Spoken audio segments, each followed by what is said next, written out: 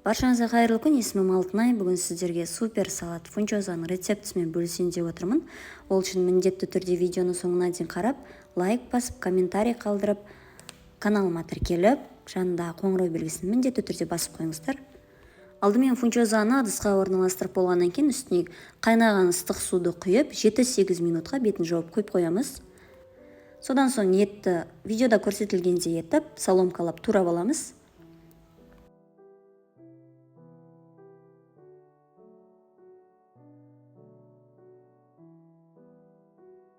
Етті турап болғаннан кейін арнайы ыдысқа орналастырып, оның үстіне тұзды және дәмдеуіштерді салдым. Және соя соусын 2 чай қасық құйып, барлығын жақсылап маринадтап аламыз. Және оны жарты сағатқа немесе 20 минутқа холодильникке орналастырамыз. Содан соң тәтті болгар бұрышын осылай соломка түрінде тағы да турап, барлығын жақсылап бір ыдысқа орналастырып аламыз.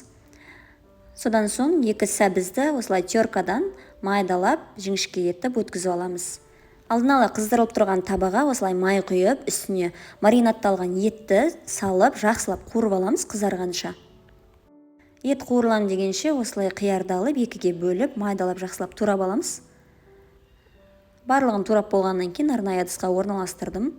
Және ет қуырылып болды, оның үстіне тәтті болгар бұрышымен сәбізді салып, жақсылап қуырып алғаннан кейін 150 грамм су құйдым, және оны 15 минутқа бұқтырып қоямыз.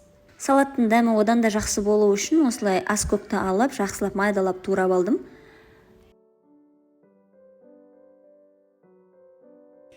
Фунчоза дайын болды, оны мұздай суға салып алдым.